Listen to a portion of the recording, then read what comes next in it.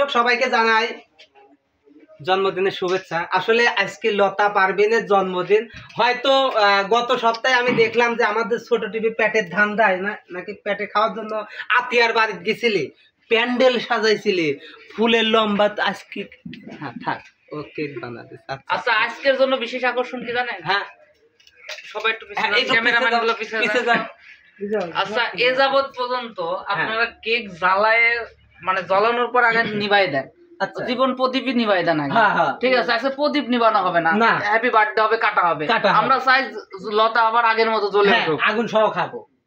আগুন সহ খাওয়া লাগবে কেন? খাওয়ার জন্য আলাদা ভাবে আপনি স্লাইস করে দেওয়া। আপনাদের সবাইকে একটু কথা বলি যে এই কেকটা আসলে আমাদের ছোট টিভি মামুন ভাই বানিয়েছে, কারণ ও এখন থেকে ট্রাই করতেছে যে ইউটিউব চ্যানেলে যদি ইনকাম কমে যায় তাহলে আমি ভবিষ্যতে কি করে খাবো।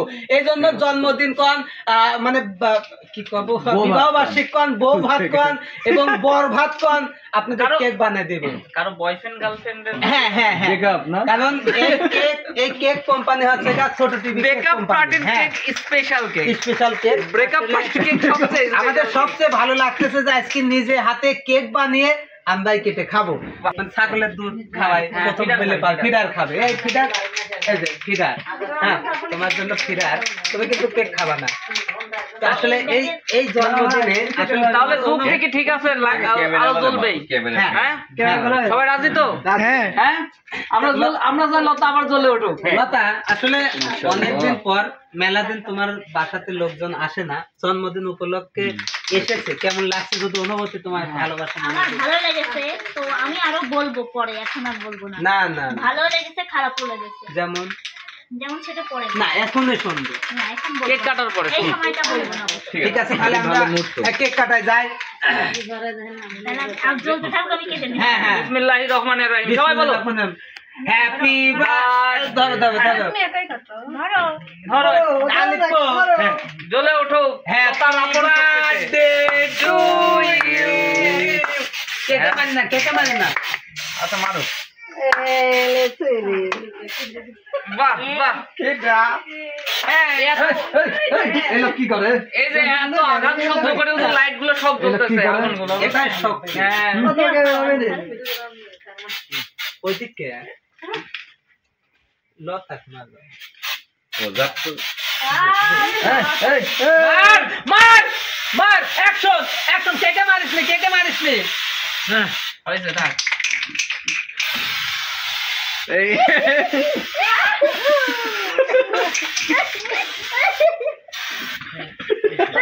এইবার কার হাতে দেবে? এইবার এই লতার ছেলে কো, এইবার কাম ছাড়া ভয় পেয়ে গেছে।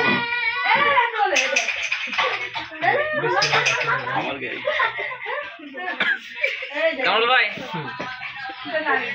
ওরা দেখি।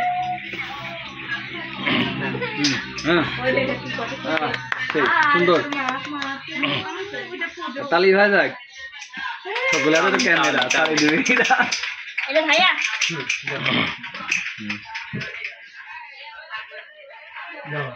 জন্মদিনে কি আর দেব তোমায় উপহার, বাংলায় নেও ভালোবাসা, হিন্দিতে নেও প্যার, প্রতি বছর এই দিনটি ঘুরে নিয়ে ঘুরবো, আমি খাবো পেট ভরে।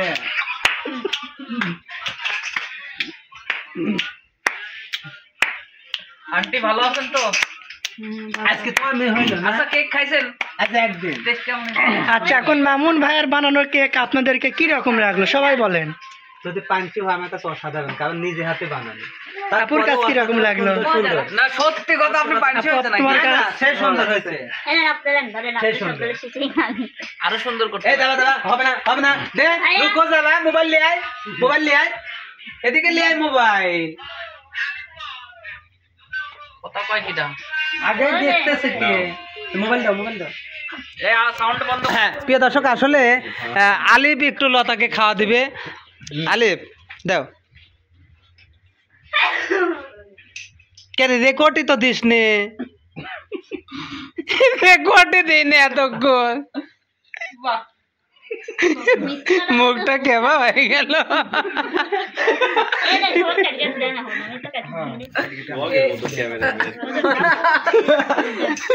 ক্যামেরাম্যান সোহাগ একটা প্রদীপ কিন্তু জ্বলতেইছে এখনো। একটা প্রদীপ নিতেছ না?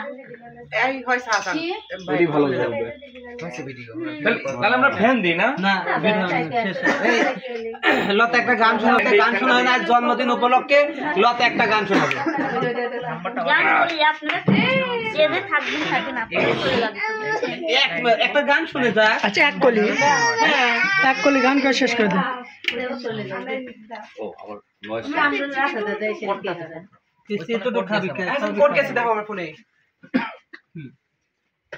সবাই দেন আমার সালে আগে দেন ভাইয়া।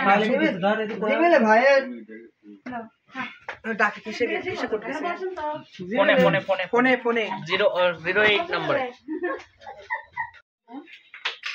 জন্মদিনে আমরা দেখতো দর্শক তো জানি, কিন্তু এখানেও কথা আছে, আমি শুধু আপনাদেরও দাওয়াত করেছিলাম না, অনেককে দাওয়াত করেছিলাম, তো কিছু কিছু মানুষ আসে নাই আর কিছু কিছু মানুষ তো মুখের উপরে না করে দিছে। তো আমি আসলে ভাবছিলাম হয়তো আপনাদের নিয়ে একটু কিছু করবো, বড় কিছু, কিন্তু ওইটা করা সম্ভব হলো না। আমি আসলে এগুলো করতেও চাইছিলাম না, আমি ডিসকলে করেছিলাম সবাই বলবো যে আর আসার দরকার নেই, কিন্তু নাবিলা আপু যখন আসলো তখন মানে ভাবলাম যেহেতু আপুদের বলেই ফেলেছি, তাহলে তাদের যখন বলছি একটু করি। তো কখন আসে? ও আসছে 3টার সময়। আমাকে তো কালকেই কইছা তোর সাথে আজকে এ ভাই আপনাদের খাবার দিতে চাচ্ছে না, দেখতেছিস কত সুন্দর। সবকিছু কাটলেই হয় যায়, লোকে জানে। তুই যদি না করতো যে খাওয়াটা খাইছি এই খাওয়াটা পাতাম না ঠিক আছে, তাহলে আমি গান করি, আপনি গান হ্যাঁ তুই একটা গান কর। আচ্ছা সিরিয়াস একটা কথা করছে, কথাটা শেষ করব। ঠিক আছে কথা কবে দেন খালি কাটে ভাই, এক খাবার তো। ওকে আসলে মামুন ভাইয়া ছিল, ভাইয়া এখানে আছে, তো ভাইয়া আমাকে প্রথমে ভাইয়ার কাছে গেছিলাম, কারণ আমি তো অত কিছু বুঝি না। আমি ভাইয়ার কাছে গেছিলাম যে সবাই দাওয়াত দিয়ে ভাইয়ার থেকে আমি একটা করে ছোট্ট করে করে খাম বানাবো, সেটা বানায় ভাইয়ার সাথে যাবো, যাই সবার বাড়িতে দিব। আগে ফোনে শুনে নিলাম দেখি এরা কি বলে, আমার প্রতি তাদের ভালোবাসা আছে কিনা। তো ফোনে শুনলাম সবাই না করলো, এমনকি আমি ভাইয়াকে নিজে থেকে বললাম, ওই যে মিডিয়ার সমুদ্রে আছে না, সেখানে আমি নিজে ভয়েস দিয়েছিলাম। তারা যদি আমাকে প্রকৃত ভালোবাসতো বা আমাকে তারা যদি ভাবতো যে আমিও তাদের মাঝে একজন ছিলাম বা তাদের আমি একসময় বিনোদন দিয়েছি, হয়তো আমি কোনো অসুস্থতার কারণে, হয়তো আমার অপারেশনের কারণে আমি এই কাজ থেকে দূরে চলে এসেছি। তো আমি সবাইকে কিন্তু ওই মিডিয়ার গ্রুপে বলছিলাম নিজে ভয়েস দিয়ে, এমন একটা লোক বলেনি যে ভাই আমরা যাবো না, যদি নাও যাই চেষ্টা করবো না, এরকম কথা কি ভাইয়া বলছে?